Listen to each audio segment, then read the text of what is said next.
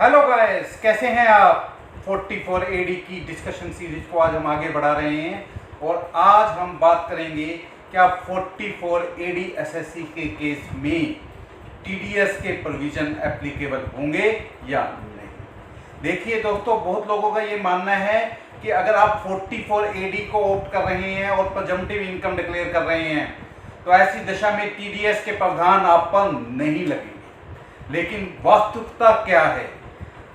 Budget 2020 ने इस myth को बदल दिया है, इस मान्यता को परिवर्तित कर दिया है।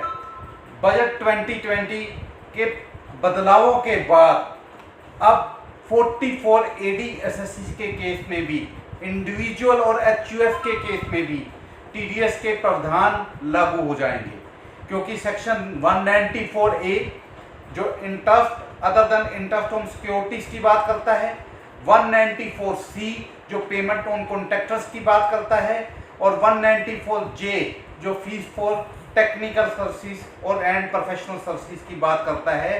तीनों में एक क्लोज जोड़ी है जो मैं आपके साथ पढ़ना चाहूंगा। ये कहती है क्लोज, एन इंडिविजुअल और हिंदू अनडिवाइडेड फैमिली, जी इंडिविजुअल और Hindu undivided family where total sales, gross receipts or turnover from the business or profession carried on by him exceeds rupees 1 crore, exceeds rupees 1 crore or 50 lakhs in case you are carrying on profession specified in subsection 1 of section 44AA। ये budget 2020 ने बदलाव किया। पहले यहाँ पे क्या था? पहले यहाँ पे ये था कि आप पे टीडीएस के प्रोविजन तब लागू होंगे जब आप 44AB हब क्लोज 1 में फॉल करेंगे। यानी अब ऑडिट की लिमिट 5 करोड़ या 10 करोड़ हो जाना है, ये नहीं होगा कि आप टीडीएस के प्रोविजनों से बाहर हो गए। अब 44AD के केस में ये क्यों एप्लीकेबल हो गया? क्योंकि 44AD के केस में एलिजिबल बिजनेस वो है जहां पर एसएससी की किसी बिजनेस और बिजनेसेस से मिलाकर एग्रीगेट टर्नओवर 2 करोड़ से ज्यादा नहीं है। यहां पर वर्ड यूज किया गया 1 करोड़ और 50 लाख। 44AD में क्या है? 50 लाख और 44AD में क्या है? 2 करोड़। यानी ऐसे सभी एसएससी पर जिनकी टर्नओवर बिजनेस करने के बावजूद, एलिजिबल बिजनेस करने के बावजूद, 44AD को ऑप्ट करने के बावजूद 1 करोड़ से 2 करोड़ के बीच में फॉल करती है और वो इंडिविजुअल या एचयूएफ हैं, तो उनके ऊपर टीडीएस के प्रावधान एप्लीकेबल हो जाएंगे।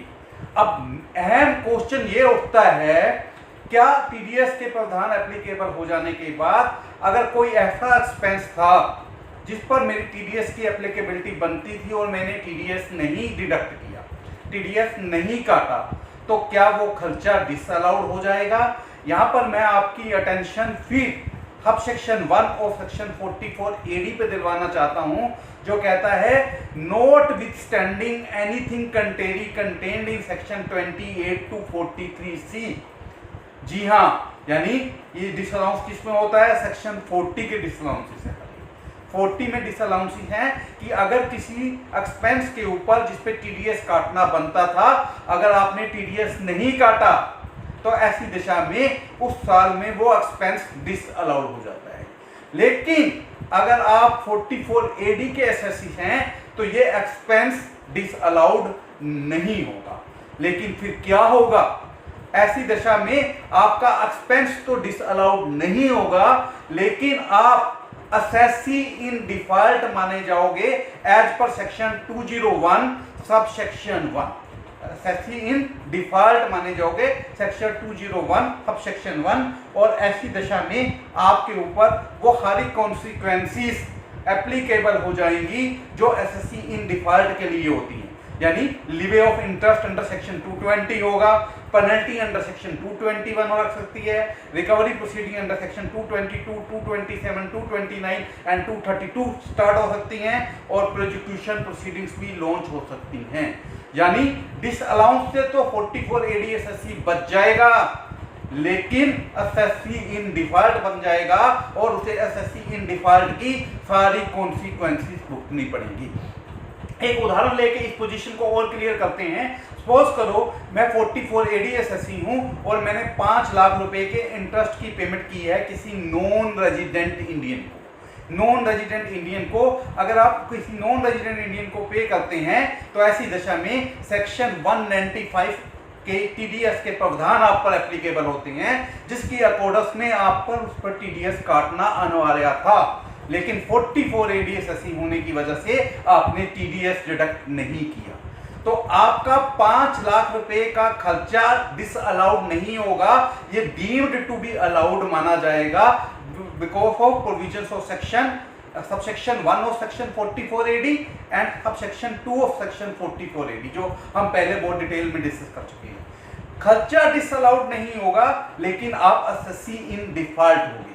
इसी तरह से आपने अपने चार्टर्ड अकाउंटेंट से कोई काम कराया, उसे कंसल्टेंसी फीस के रूप में, उसे उसकी एडवाइस के रूप में 50,000 रुपए की पेमेंट की है, जिसमें 194J में टीडीएस डिडक्ट होना था, आपने नहीं किया, तो ये 50,000 का खर्चा डिसअलाउड नहीं होगा, परंतु आप एसएससी इन डिफॉल्ट बन जाओगे। तो ये थी 44 AD से जुड़ा हुआ एक और कंट्रोवर्शियल इशू जो मैंने आज की डिस्कशन से सेटल करने की कोशिश की। अगर आपको ये वीडियो पसंद आया तो आप इसे लाइक कीजिए, ज़्यादा से ज़्यादा शेयर कीजिए और कमेंट बॉक्स में लिखिए कि 44 AD में कहाँ आपको कंफ्यूजन है।